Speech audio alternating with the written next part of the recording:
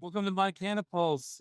We are coming to you live from Interchange here in Lansing, a 2-day buy-sell event where Michigan cannabis producers, processors, and retailers meet in a one-on-one setting to build relationships and close deals. We're here pulling people aside to kind of talk about what they do and what challenges that they're facing right now. How they look at the Michigan cannabis market. We're here today with my good friend and president and CEO and stock boy Ryan Salem of Beamer Candles and Smokehouse Distribution. I appreciate you being here today, Ryan. Thank you for having me here. Welcome to the Interchange. We appreciate your past support. You guys have been great supporters of ours for the last 4 or 5 events, and we are very thankful to have guys like you be a regular fixture in what we're doing.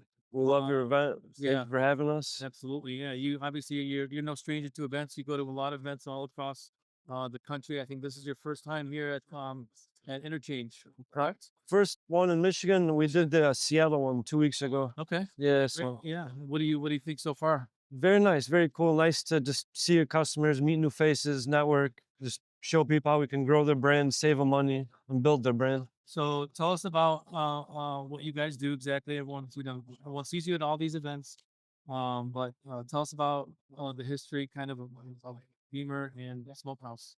So we own the Beamer brand of cones, hemp wraps, lifetime warranty grinders, and cannabis killer candles. And the Beamer candles, cones, grinders, hemp wraps. We have a customs division. This is our 20th year in business. We just launched. We're launching into Iceland right now, so we're in over 33 countries and growing in 6,000 shops. Because we already do things for ourselves, like we just do a lot of customs for people. We beat pricing. We do payment plans. We have free storage. We're based locally in Commerce Township, Michigan. But yeah, we manufacture for Wild Bills. We do all of the rolling papers. They carry our line of candles, grinders, wraps. We manufacture cones. They're grinders. Just yeah, specialize in the smoking field. So tell us, if when people think of your company, what do they think of first? In terms of product and service selection, pricing, all that. Honestly, we have very good service, very good quality. We treat everybody like family. That's how we want to have customers as a family business with them and grow with them. This is how we support our family. That's how they support their family. We love to break bread together, make them a lot of money, save them money. But yeah, Well, what are some of the challenges that you guys face doing business in the cannabis community? What are you seeing right now from licensees? Are you in terms of um, the size of the orders? Are they the same? Are they going up, going down, losing customers, gaining customers? What's we're in a unique position. We're growing right now because we're helping people in this. As there's more and more shops opening up, so the margin gets split between many stores. So you're just making less and less all the time. So we're teaching people how to make money on the accessories, how to build your brand to make it be worth more money, more value to that. And we thank God we've been blessed. We've been growing because we do good, clean business. And when you can build your brand when the economy's down, that's a good thing. Do custom packs of papers, custom cones, grinders, things like that. Custom 510 thread batteries. Build your brand, cost way cheaper than the national brands. Just put QR codes, websites, they go straight to your order menu. So we help people create something out of their brand they work so hard to build absolutely? and give it its worth. Obviously, you guys aren't just cannabis specific. You not only do business outside of Michigan, you also do business with a lot of other non-cannabis type of companies, Yeah, tobacco stores and whatnot. So convenience stores. So um, that's good that you have that kind of diversity and yeah, you're not exclusively relying on the cannabis industry. yeah. Um, so where do you see your company in the next couple few years in general and in cannabis? Just we're hoping to pick up more clients throughout. We work most of our business is outside of Michigan, so we do custom client projects, and they sell our brands and dispensaries, C stores, gas stations, liquor stores, smoke shops, obviously. But I think it's just gonna as more states legalize, we're definitely going to expand into each state that's open and just help build a brand, make the money, and you know. Well, we know you'll be doing all the events in those states too. I'm sure your wife and kids hate you for it. Oh yeah, But oh yeah, it's probably them calling right now. yeah, you got It it. is literally. But thank you, Ryan, for being here. Best of luck to you. Thank Enjoy you. the rest of the show. We look forward to seeing you at MiCannaPulse I can't wait. May. My favorite Michigan show. Thank you. We are still here, Interchange, and we are here with Mr. Interchange himself, Garrett Rudolph. Thanks for being here. Yeah, for sure. So it really started with the launch of Marijuana Venture magazine. We put out our very first issue of Marijuana Venture in March of 2014, so about 12 years ago. Okay. Started out as an 8-page black and white newsletter. Literally, we mailed it out to all of the licensed applicants in Washington State. And then, from there, it's pretty much been growing ever since. In 2016, we started the Interchange event in Seattle, Washington. Put on our first one. We had about 25 retailers, about 25 farms participating in this sort of speed networking style of an event, which is mostly the format hasn't really changed substantially over the past Amazing. 10 years. So that was in June of 2016. We did the first one. Started off doing 2 of them a year, and then kind of tried a few different event styles, but really we kind of kept coming back to this Interchange format. Sure. That really worked well for us. And we just found really the vendors love it because they're able to get a lot of face time in a short amount of time. And the retailers love it because they're able to see all of the vendors, whether it's flower vendors, whether it's edibles, whether it's concentrates, whether it's vapes. They pretty much are able to see whoever they need to see again, in a relatively short amount of time. It's structured very specifically for people to do business. It gets stores out of sort of the chaos of being in the store. So it's a sales environment, and so it really works for both parties. Eventually growing after COVID, eventually grew the Interchange space to have 4 events per year. Big in big part because of the work that our event manager Raina Melcher did to stretch that to 4 events in Washington. We do 3 in Seattle, we do 1 in Spokane, and then we also have done other states. We've done Michigan, we've done Massachusetts, we've done Oregon. Right now we're focused on Washington and Michigan. So really happy to be back here. This is our first event here since 2022. That's right.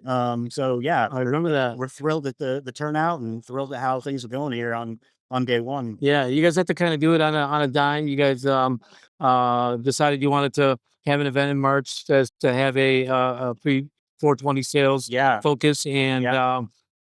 so you guys had to do a lot of work in a short period of time. It seems Yeah. like you definitely pulled it off. Being in the event space myself, this is an event format and a structure that I've always had a lot of respect for and Mhm. appreciated, just because we do get to sit down and look each other in the eye, Yeah. read each other's body language and see if that person is going to pay you or not, right? But that's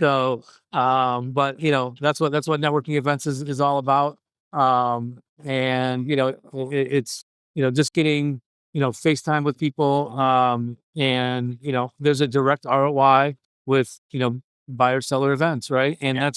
that's why people continue to support them. Our event is very different than your event. Mhm. People look at there's a lot of people love both, and a lot of people get a lot out of both. So Yeah. there's not just one size fits all in the industry. So um you know talk about kind of where you guys are, what your thoughts are on Michigan, and now that you're back, are you thinking about maybe having a second event Yeah, this year? I think we would like to. Yeah, I mean, again, when we started it in Washington, after we did the first one, it was pretty obvious that people wanted it more, and the idea that doing it once a year is probably not sufficient for most of the people that are involved in this.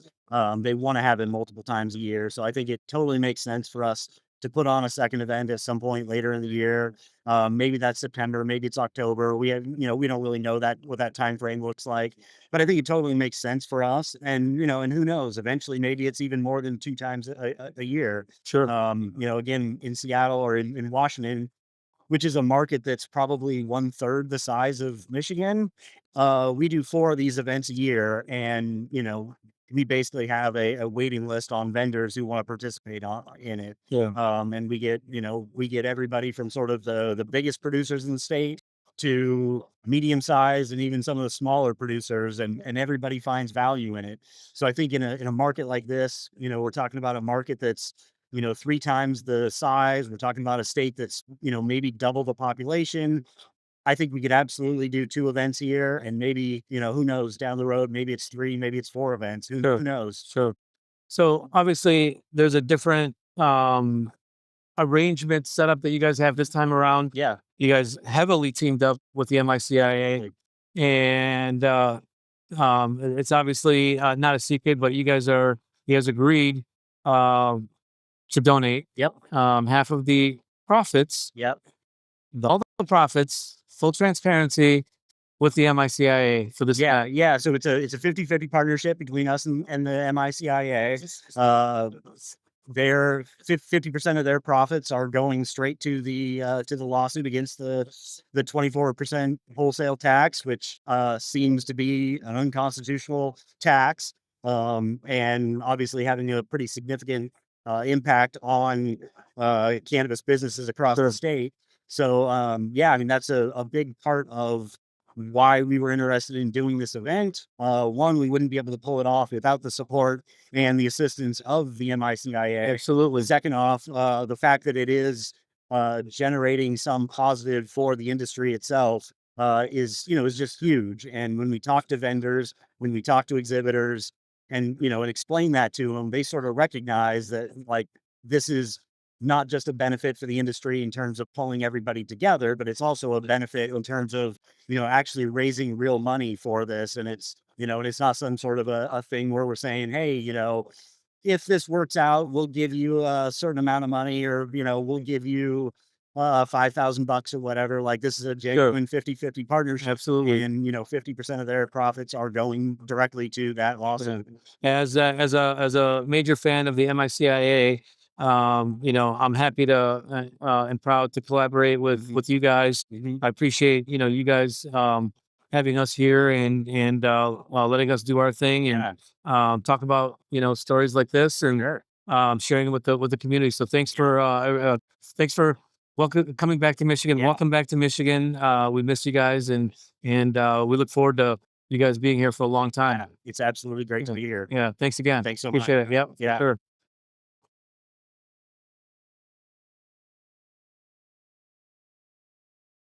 We have our next guest here. We have Nowfal, Akash, and Lanctot from Breeze, and also congratulations on your new partnership on yield distribution. Yeah. Thanks for being here. You guys are no strangers, obviously. Both of you have a very special place in my heart. You guys have obviously both supported our events in the past. Our first event, if you recall, was at Social, right? Yeah. Many years ago, 4 years ago, actually. Yes. And we had Very great successful, by the way. Man. We had really great time. Yeah. And finally, fortunately, outgrew it, and we appreciate all the support that you guys have given us since we've left there, and excited to hear what about this event for you guys and how it's gone for you so far, as well as all the different things that you guys are doing.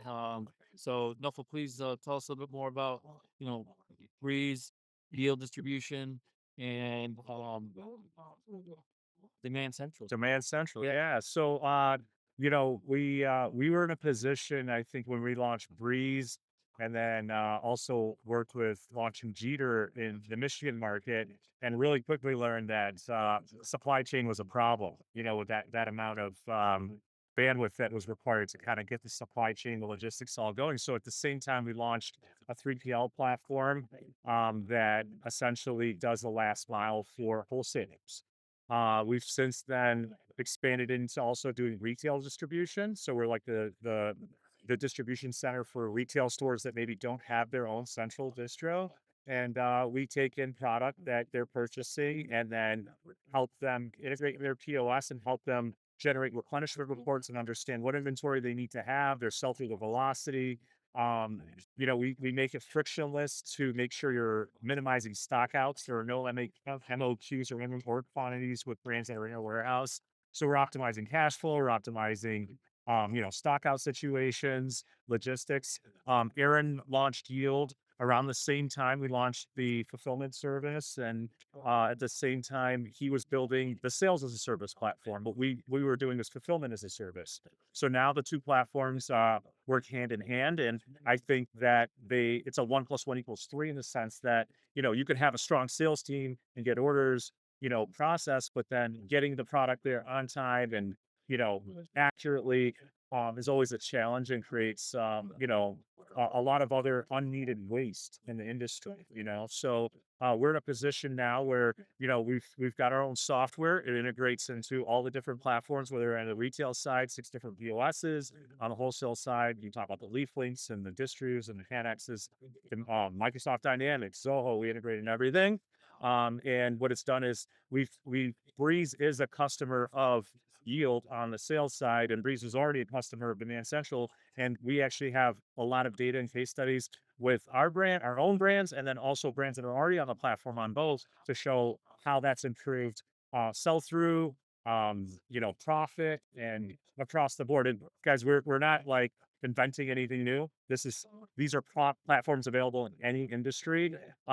It's just a matter of like, how do you logistically make that work within a regulated environment? Absolutely. Go ahead and let Aaron talk. I mean, he's been building something great, and our forces have joined together, and look forward to like how we can tighten it all up. Yeah, it's been a crazy trail the last coming on 3 years here very soon. And I think, we started this from literally nothing. And, when we launched, when a model doesn't exist that you're trying to trailblaze through, you run into all sorts of issues. Oh yeah. And I think You're building the plane as you fly it. building a thing as you fly it, yeah, that's cool. Yeah. I think as we've been able to navigate that, we've uncovered certain things that, I think a lot of people may not have, and we fixed those problems. And obviously the goal has always been, how do we get to a point where we can put all our great brand partners that we work with on a daily basis,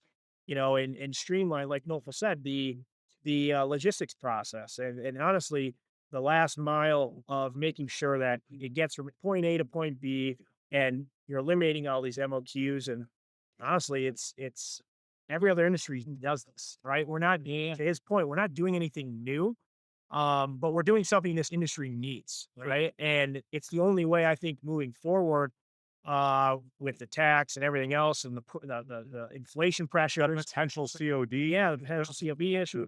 Yeah. It's the only way that I think our industry continues to grow and survive together. And I think as we've been able to kind of collaborate with our brand partners, we've found a lot of success, and our hope is, to take this next step and just continue to elevate.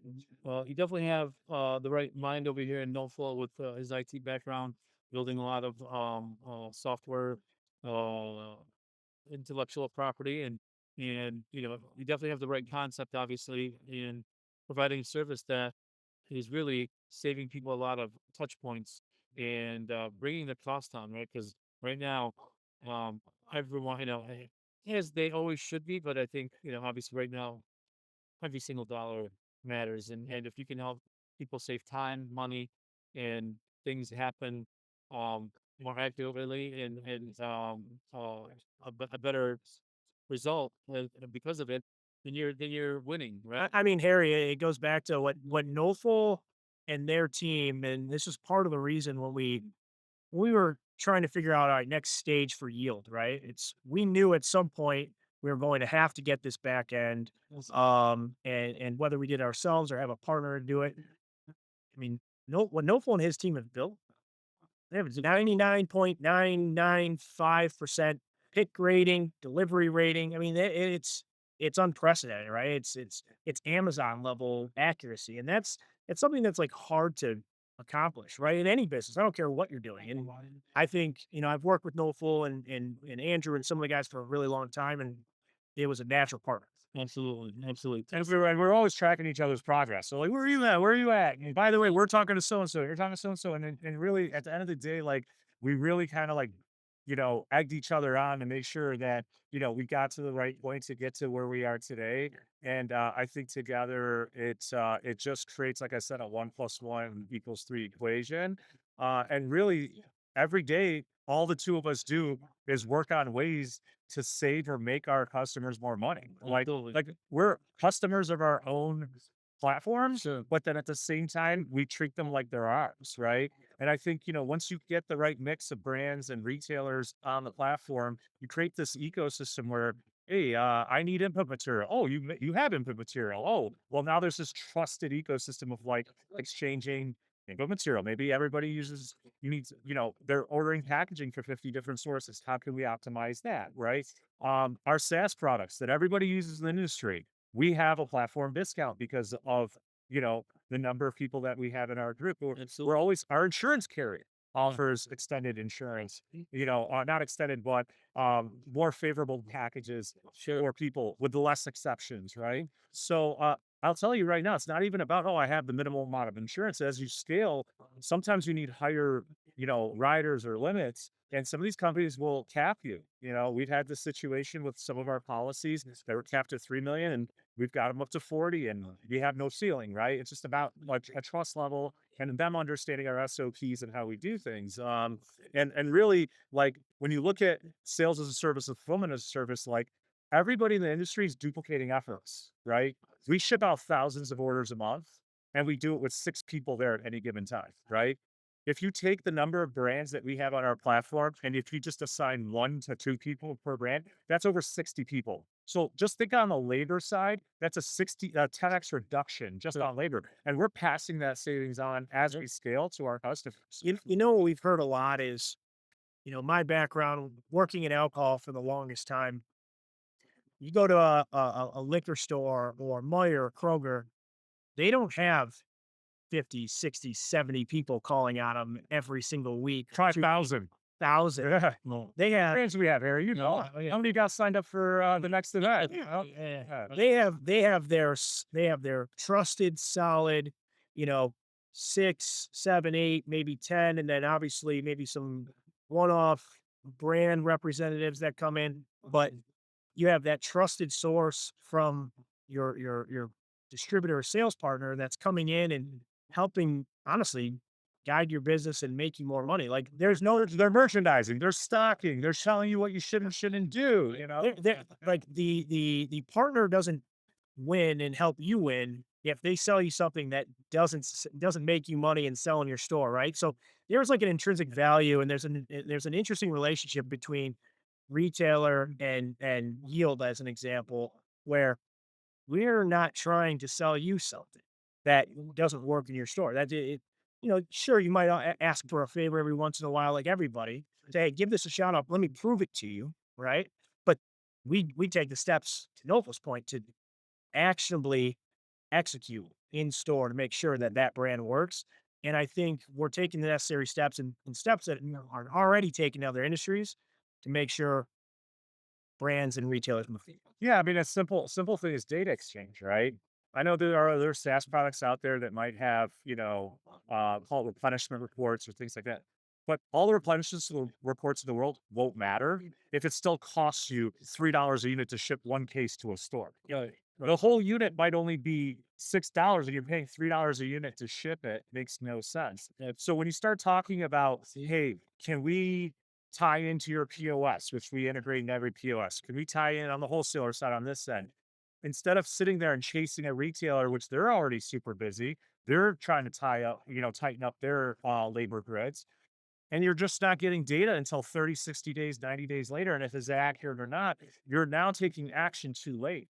And if inventory is even sitting there that long, you've already lost, right? Now what's the brand forced to do is promo it, discount it. Nobody wins. Everybody loses margin, right? I think if we could stay ahead of it, make everything real time, we're not, like I said, we've said before, we're not reinventing the wheel. Every vendor you have at a supermarket comes in, merchandises, knows what you have in stock, knows what your sell through is, and anticipates what you should have.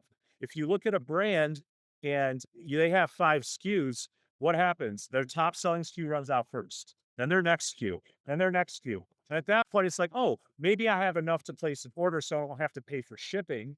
And at that point, you've been stocked out for 3 or 4 weeks. What happens? The brand loses because the customer's either going to jump to another brand. And then the retailer loses because the customer might actually jump to another retailer because you didn't have it in stock. So nobody wins. And this all ends up being part of an equation that's just literally bloated and fat and just redundant, right? Well, it's all about optimization. Yeah. And you guys seem to really offer a service that no one else is offering. And you guys are dialing in right now, and I only expect you guys to um continue and offer even more, Gary, you've things. always been a great supporter. We love what you do. You're awesome. I think all your events are top notch. I don't think we've drummed up more business on any other type of event platform other than yours. So we really appreciate you and what you've done to the industry. And look, started out as a little Facebook group. Man, you blew this thing off. I love it. Thank you, man. You're like the boss. Listen, I could have done it without Oh, having a come on. mindset and hotbox, but Anything you need help with, we're here for you. Yeah. so as if you guys weren't busy enough, let's talk about your new roles that you've taken on with the MICIA, and the initiatives that you guys are working on, that you can talk about, as well as what inspired you guys to agree to be on the board. When you think about our industry, it's a startup, right? And when you are in a startup, your focus is always to build, build, build. You're working in the business, you're working on the business. When you talk about things like associations, and lobbying, and laws, and legal, a lot of that is almost like secondary because you're like, if I'm not surviving, what am I doing there? So I think a lot of it was like, we're such a new industry that, when you look back at any of the other industries, the mature ones, they started out with 10 associations, 20, and they've narrowed it down to one. And they've taken a vertical has this association, this vertical has this association. We're learning and evolving. And I think that, everything the MICIA has done from day one, including getting us the support to get the adult use bill through, right, which was done through ballot initiative, has been phenomenal. But as the industry evolves and matures, the association has also evolved, and we have new challenges, right? And I think what we've come to a conclusion is, we sit on the board along amongst other great operators. And I think it's more about, hey, like, we all have skin in the game, and we're there to do what we need to do. We're taking meetings, we're going on tours, we're having conversations on our weekends, our nights, or this or that, everything else above and beyond what we're doing for our business. And we're helping to raise the money. We're in a lawsuit with the state. It's going through its process, very expensive, but we're hoping, look, the end result is, we know it's going to have to end up in the Supreme Court at some point. We just don't think that there's going to be a result anytime between here and there. The other point is, we're also looking at COD. There are legislators that think, hey, in order for the state to get paid, the wholesalers need to get paid. Well, the problem is, if you go and you tell a retailer you're on COD only overnight, what happens to all the previous AR? You think they're going to prioritize that, or what they have to put in the store that day to survive, right? Sure. So there are great operators that they won't skip a beat, and they might actually be at a competitive advantage, right? Sure. But you can't start an industry off with lax terms and then overnight rip off the Band-Aid and say you're COD only. So we're working with legislators, the CRA, to come up with, we like to term it, call it payment reform over COD, where there's a little bit more of a middle ground that I think won't destroy the industry, at the same time provide some kind of rails to have some type of recourse to collect or get to a point to collect, right? It's a tough balancing act. Yeah, it is. It is. It's not every party can win, right? In this case, so there has to be hopefully some compromise, and it's got to work for both sides. Listen, we've got great people in office that all they're asking for is to be educated, right? They just want to sit down with operators and get, a true understanding of how the industry works. The problem I think we have is like we're not at the point where it's like, hey, we can consolidate under one association yet. So you do have some people that are doing their own thing with no malicious intent. It's just if we could all get in sync, nobody's asking, hey, join the MICIA just so that we can take their. It doesn't work that way. We want the support for one reason only. We need a unified message in the industry that here are the best practices, here are the best things that we need as an industry to move on and survive and evolve, right? I want to make one call, a couple call outs. So COD would be a cataclysmic event for this entire industry. Like, and I don't think I can stress that enough. It'll wipe out $250, $300 million overnight, if not more. Yes. Right? Like you think about the way this industry was founded, it's not our fault that out the gate COD wasn't in place and that the industry was built on terms, right? Like that's just the way it is. And unfortunately, it's just kind of the bed we have to sleep in. I think going back for the last 6, 8, 10 months, we had a big wake up call as an industry, as an association, as a board. I think Robin's done a great job of navigating that. I think, candidly, when you look at over the last 12 to 24 months, like we didn't really have a target on our back, right? But the second that you throw a 3 with a B behind it in terms of state revenue, right? Lawmakers start taking notice. And I think beyond that, our association coming together and the members coming together, and honestly, even non-members, like I think we've had an influx of, 5, 10 members a month. I could be wrong. No, you're right. No, we go over it. Yeah. But I think people are understanding that, like, hey, we are trying to do the right things in the here and now. And I know there was some blame, try to be thrown at the MICIA on, oh, they, you could have done this, could have done that. Well, anybody can play Monday morning quarterback. Yeah. Right. And I think beyond that, we are taking the actionable steps to, again, bring people together. Because at the end of the day, this industry, I don't care who you are, this industry will not survive in Lansing if we are not a unified front and having a unified message. And I think that's kind of what Nowfal was getting at is we as a group, like there's a reason other lobbies in the state, I don't care what industry you're talking about, there's a reason they're so strong. It's because the membership across the state of Michigan has one unified front, one unified message. They get in a room, they hash it out, they figure it out and present it.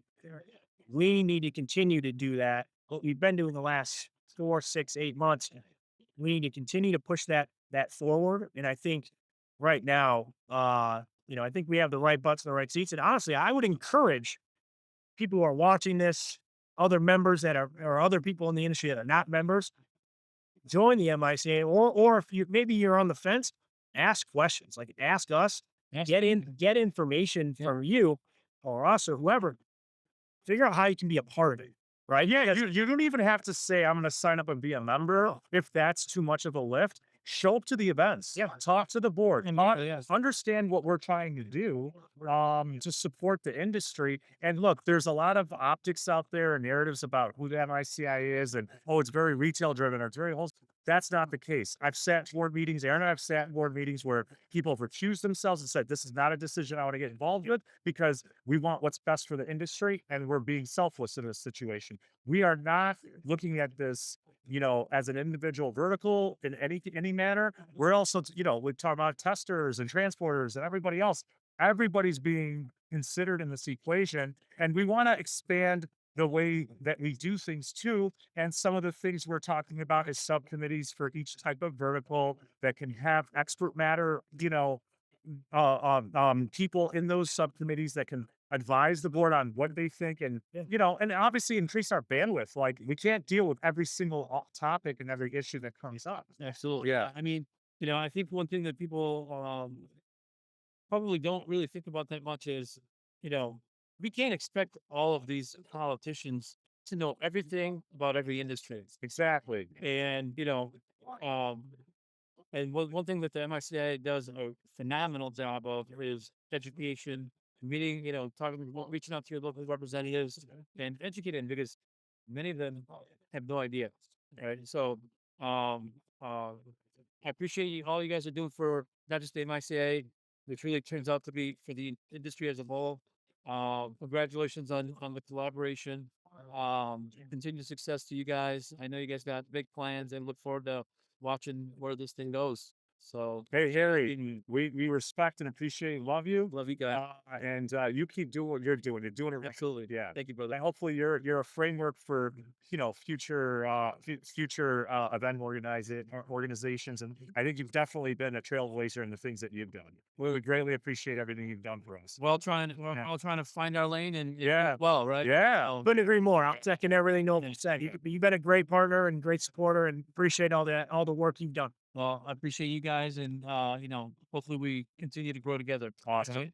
Rising tides raise all shit. That's right. Okay? Let's keep that in mind. Yeah. All right. Appreciate you guys. Thank you, All right, Harry. man. All right. See ya. Thanks.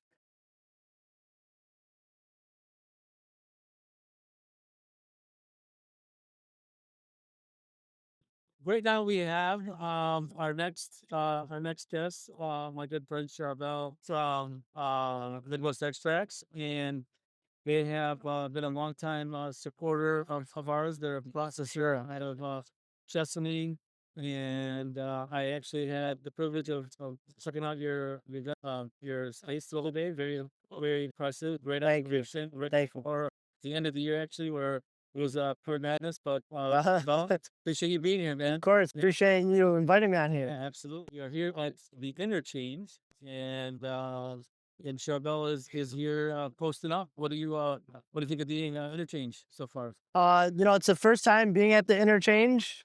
Great event, and great way to meet a lot of different people. And especially putting like the name to faces. Like you talk to these people a lot, even if you know them, but you never actually met them in person. It helps just meeting people in general. Absolutely, absolutely. No, it's a great concept. It's obviously a lot of one-on-ones, FaceTime, speed dating, Yeah, and it's a different vibe, right? right, It's a different type of concept. This concept obviously works for many years. for sure. It's Interchange, very efficient. yeah. Like you sit down straight to business talking. You only get 20 minutes with them, and on to your next. yeah. So And we're excited for them. We're happy to be here. We appreciate the opportunity to be here and talk to not just our partners, but their partners also. And we wholeheartedly support the Interchange as well, and wish them nothing but the best. And we'll continue to be an advocate for them as well. So, Charbel, tell us a little bit about how you got into business and how you ended up with a processor in Chesapeake. got you. So, we started back in the caregiver days. A lot of things going on there. And, we figured, let's try to go something more legit. Got a license in testing. I knew somebody with the building, ended up working out a deal there. And based off like current relations, we started making products, stuff like that. And the current relations that we have now helped us get in the stores that we're in today. Nice, nice. Yeah. So tell us about your menu. What are you guys making up over there? So Known for, and kind of what's on the menu, and how many stores are you guys in right now? So I would say we're known for our vegan gluten-free gummies. Okay. Gummies is a big thing for us, but we also do our vapes. We have 1 gram, 5 gram concentrate. We've got some hash holes. We do a variety of products, but our main thing is what we're known for is the gummies, really. I'd say store door wise, maybe 300 to 400 doors we're in. It's great. So, Amazing. Thank you. Congratulations. When did you guys kind of go live? When did you guys start up?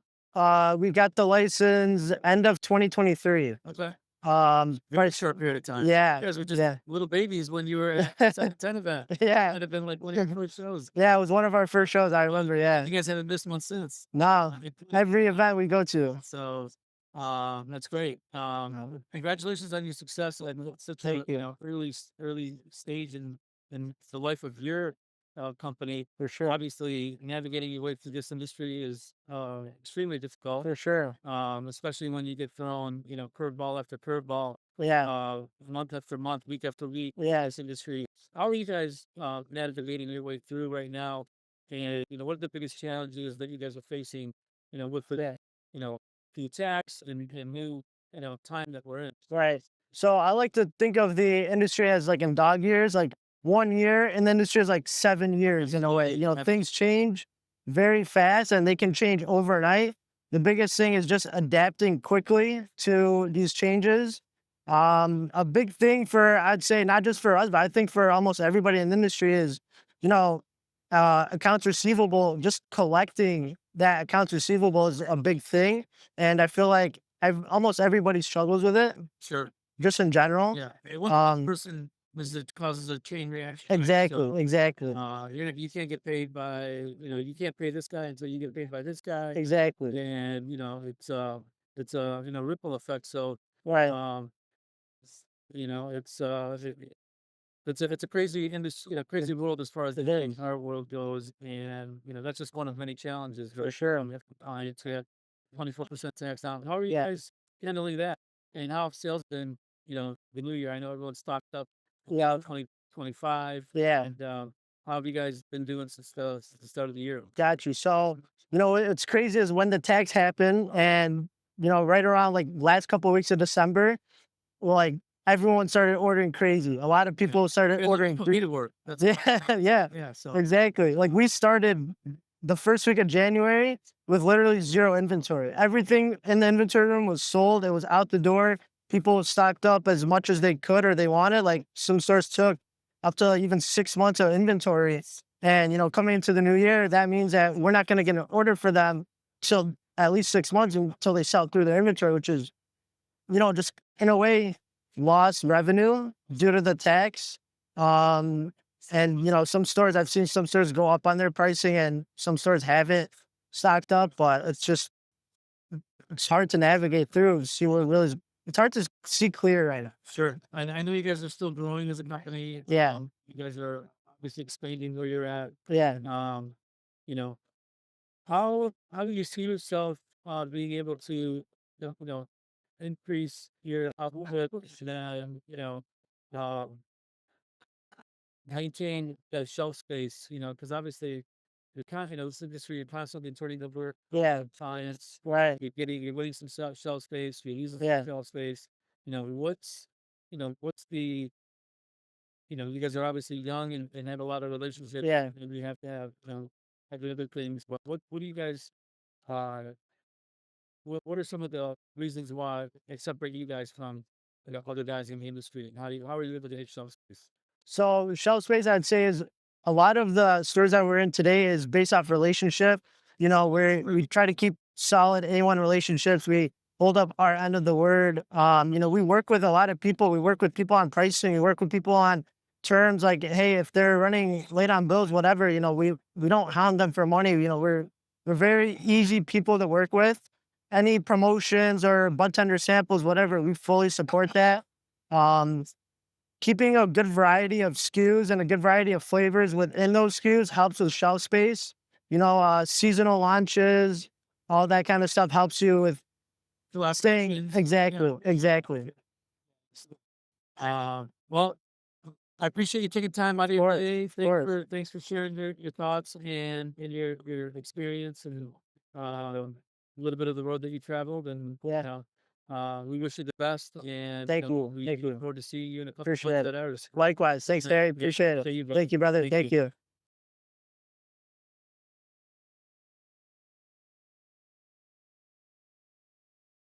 All right, we are here, still at the interchange.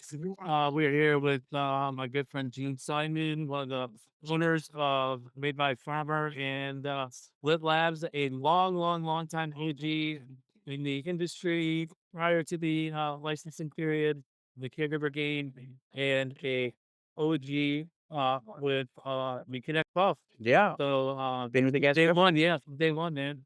We appreciate all you guys do for us and for the industry and all the support. And great, thank you for being here. We're here at the interchange. Let us tell us what you think so far. Well, thanks for that, Harry. Yeah, it's been great working with you guys at MiCannaPulse for so long, and awesome running to you here at the interchange. It's been a really great event so far. It's been a nice place to kind of run into everybody and showcase a few of the new products we have out in time for 420. So Cool. it's been a pretty day. I've had the good fortune of being able to visit your facility and getting the getting the VIP tour, and let me tell you, I was blown away. Appreciate that. Very impressed with every really part of your industry, of your business. And you guys are a very well known brand, very popular brand. You guys are very innovative, and obviously produce A1 products. Tell us about some of the new things that you guys have going on. You guys are obviously known for your gummies, Yeah. and a lot of the new SKUs that you know. Well, our awesome team has been hard at work in the kitchen and getting some things together. So, a lot of customers have been asking for like these higher dose products. So we've come out with a brand new 4 by 50 milligram for the Lit Labs heavy dose and a 2 by 100 for the Made by a Farmer and the hash rosin exclusive. So, really by customer demand, we've been responding to that. And then we're excited that we have a brand new mix pack gummies from Lit Labs. So finally, 5 flavors in one pack. Everybody's been kind of looking for that from the traditional. So it's been great. The team's really worked hard to get us in time for 420. And then outside of that, we have a couple of new items with our hash infused pre rolls. That's going to be a new thing for us. 1.5 grams there. We're excited to get going. And our bread and butter. Everybody loves 2 gram rosin vapes. Absolutely, yeah. It's a staple. Yeah. On the shelves out there. And obviously you got to keep it fresh. You got to keep it real, and you got to maintain shelf space in this industry. Obviously, the industry is getting a lot more challenging. You guys have managed to hold your own in it in good times and in bad. It's a testament to the type of business and operation you guys run and the people that run it. So congratulations on all your guys' success. You guys, Thank you so much. it's a very difficult industry to navigate. What are you guys doing differently? Do you think that is separating you and keeping you relevant in this industry? On top of the really tight standards and everything that we have, we're really lucky to have such a great team that we spend a lot of time, training and working together and making sure that everybody can really fire on all cylinders because customers can kind of tell the difference now when you're looking at products and they can taste the difference in the quality and everything that they're pushing through. And, as things get tighter and margins are narrower everywhere, like, you got to be able to produce a little bit more efficiently and make a little bit less mistakes while you're doing production. And, I really can't say enough about our team. They really pull through on that for us. Yeah. Well, I've seen the production and work with my own eyes, and I can tell you, it is definitely an impressive operations all the way around. Yeah, but what are how are you guys navigating the state 24% tax? Obviously, that's a very big elephant in the room right now. Oh, 100%. Yeah. How have you guys managed the transition from probably getting all cleaned out at the end of the year to trying to ramp up production? Yeah, it's going to be interesting here. We're all going to be making our first tax payments in the next couple of weeks and seeing how this shakes out with everybody. I imagine us as an entire industry are going to have a little bit of a pivot here at the end of April to see how this first one really kind of goes through and, mechanically gets processed because it's all been words on paper till now. And in a couple of weeks, those are going to become checks and it's going to be a little difficult. It's a constant struggle that I think everybody feels. So it's nice that the retailers are understanding a little bit of what's going on. The processors are aware of it. The customers, I think, are just starting to feel it. Everybody got cleared out, like you said, before the end of last year. So coming out of 420 and everything back, we'll really see how that 24% is gonna be hurting us or helping us. I can't imagine helping too much, but How have sales been in this 2 years so far? Say, there was a big rush at the end of last year, and then beginning of the year is a little bit of always a slower time. 24% is definitely impacting that for people. And I'm sure we're hearing that a lot across the board everywhere. yeah. And it's going to be something that I think we're all really going to have to adapt to. I mean, we're such a competitive market as it is. There really wasn't a huge margin you just pulled 24% from. Yeah. So, Well, that's why you guys are here, right? You guys Yep. are here with to meet with buyers, yep. in front of buyers, get in front of existing clients, and just showing them your new product. Oh, and to support the MICIA, always that as well. And obviously, doing events, I think is very important. Still, obviously, well, are going to help teach you an ROI. I agree. I think this event is proven pretty successful for us in the past. Obviously, your events are always a big hit. And where it's about networking, meeting some of the new faces, seeing some of the existing faces, introducing the new products and things like that. And Staying relevant. hey, staying relevant. And where else you get to see 20 or 30 people in a day or two. I mean, it's really it's a great bite. Absolutely, for sure. Well, continued success to you guys. Keep doing what you're doing. You guys obviously are setting the standards in many cases, and Wow. We look forward to seeing you in a couple of weeks, and we'll say hi to Mark for me. I absolutely will. And we really look forward to seeing you guys at your event too, man. It's always a pleasure. All Thanks, right. man. All right. Take care. Got it. Cheers.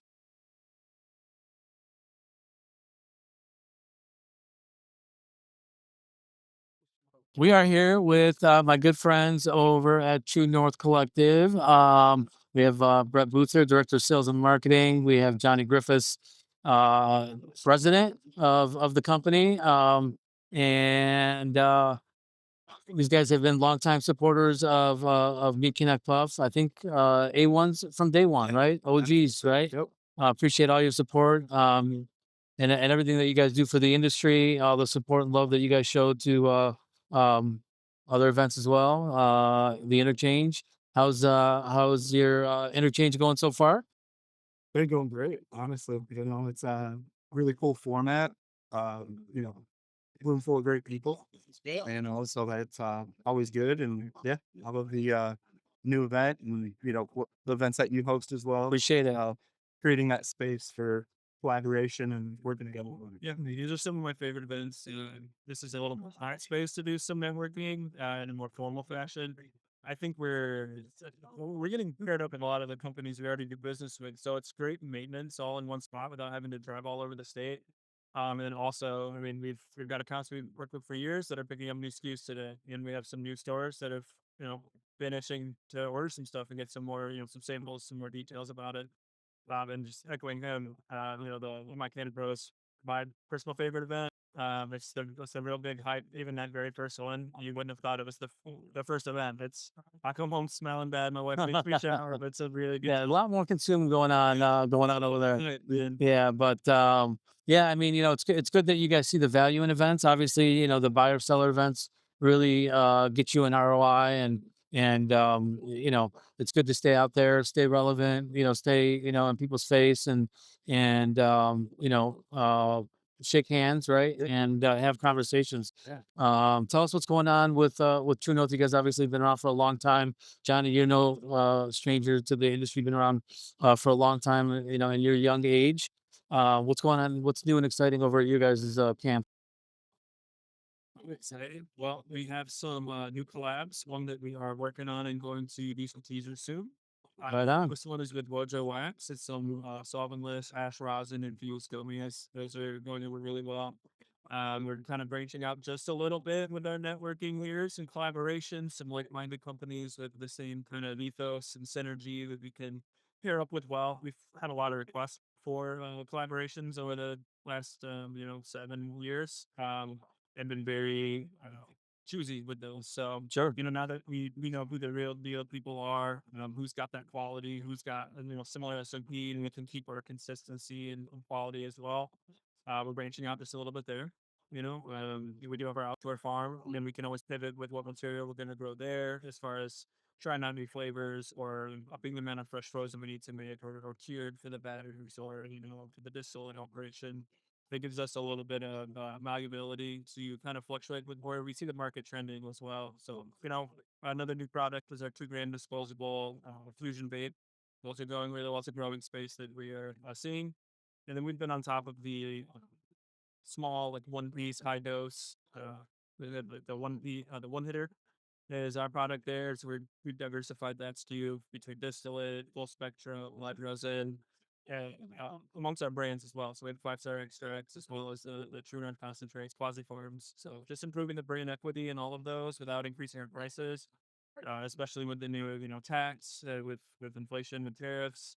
We've kept everything as stagnant as possible, and we're hoping that the provisioning centers are passing that along to the consumer as well, just during these times. So And that's how you use provisioning center, not dispensary, right? So good job. it's been provision. Yes, that's right. Never been dispensary since we've had these regulations. Yes. And we've been careful. Yeah. You ain't wrong. But yeah, I mean, you have to keep it fresh, right? You got to keep it real, and you got to keep, you got to stay competitive, and give yourself some type of edge, because getting shelf space is not easy. Maintaining shelf space is not easy once you get, even if when you get it right. So you have a constant flow of moving parts, rotation of clients, and you're gonna win some, you're gonna lose some, and that's always the challenge in this industry. Is how do you stay relevant? What is it about you guys? Do you think that um is keeping you guys relevant in this industry right now? Yeah. I think that, we really do care a lot about the products that we make, comes from a place of passion. I think that's a really simple idea, but isn't maybe very seen across the industry, If you know, right? Like, yeah, when so and oh yeah, yeah, I know. So and I see it in your in your eyes and hear it in your voices. So We have to uh personify with our products. The stores have to tell our story for us that we can online and directly to the consumer. So we have to let those products speak for us. We have to do that with our posts as well, with our reach. With these events, we're shamelessly authentic. That's what I think keeps us relevant. Because we're funny and we're fun. We know what's going on the world. We poke fun where we can. We know when to not speak on situations and become political or something. We're trying to be more fun and authentic. We're sure. trying to be gold polished marble. Pedestal. We are the grassroots people that tried to help make this happen, along with a lot of our other peers in the industry that a lot of them are in this association as well. Yeah. So it's really cool to be like caregiver with somebody and then see them here and Absolutely. keep checking in. Absolutely. Yeah. I mean, Michigan has a long, obviously, a long storied history, and, a very, uh, pretty good sized legacy market, that has made the transition. It's great to see that. I came from legacy market. So I can, it's good to see others, that have made that transition, and, um, you've managed to, make it to this point. What do you guys, what does the future look like for you guys? Are you guys, looking to expand your product offerings? Are you looking to expand your footprint? Are you looking to do both? Are you looking to go into other states? What's your game plan? So your last question, we're solely focused on the Michigan market. This is our passion. The market's big enough. We think enough people will fizzle out. We are becoming a color brand in the state. Just 39th license, and we're still here, and that says a lot.